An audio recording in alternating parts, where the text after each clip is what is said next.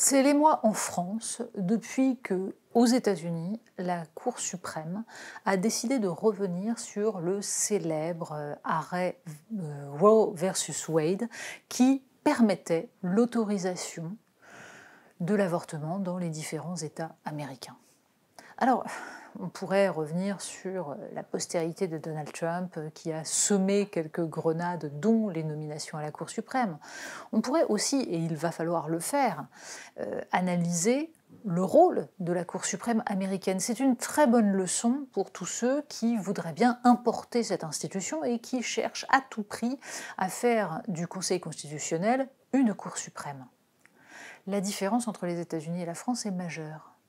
Ça s'appelle le droit jurisprudentiel contre le droit législatif décidé par les représentants élus du peuple.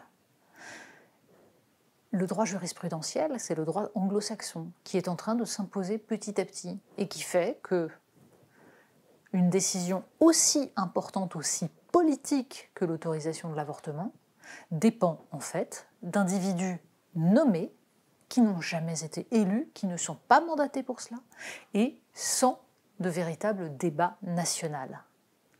Donc, à aucun moment, un tel élément ne peut être importé en France, pour l'instant. À aucun moment, on ne peut considérer que cette décision de la Cour suprême américaine mette en danger le droit à l'avortement en France. Alors on pourrait s'étonner de l'espèce de branle-bas de combat qu'on a vu durant tout le week-end qui a suivi l'annonce de cette décision. De une de Libération, des manifestations, des grandes réflexions, comme si véritablement le fascisme était à nos portes. Alors rassurons-nous, le droit à l'avortement, droit essentiel, droit fondamental, avancé pour les femmes, n'est pas remis en cause en France.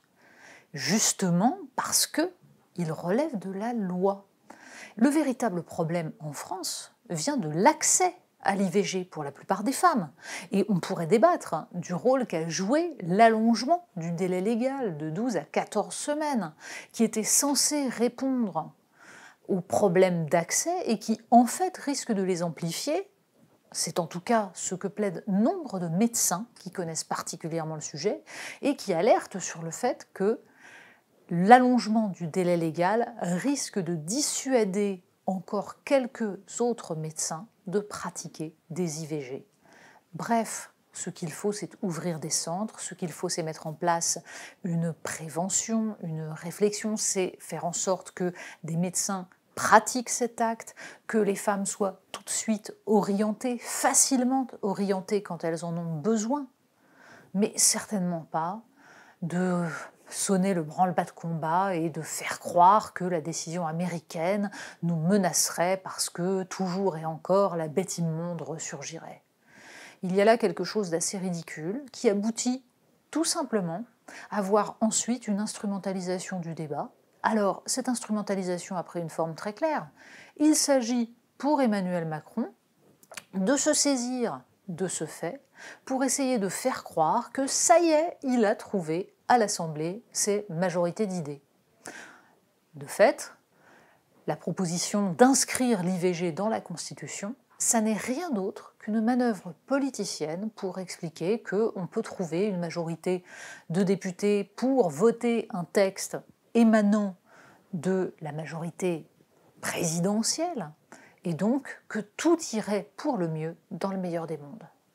Sauf que la Constitution, ça ne sert pas à ça. La Constitution, ça ne sert pas à inscrire tout ce qu'on trouve bien. Mais on a bien compris, ça fait partie de la démarche actuelle, dans laquelle s'inscrit d'ailleurs le rôle nouveau du Conseil constitutionnel, qui consiste à expliquer que l'état de droit est intouchable et que tout cela doit échapper à tout prix justement au vote des représentants, donc à la délibération des citoyens ou de ceux qu'ils ont élus.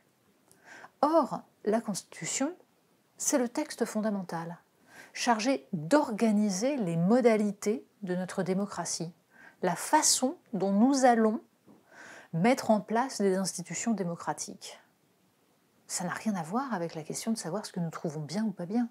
Et il faut arrêter de vouloir à tout prix modifier cette Constitution, la transformer au gré des modes et des envies.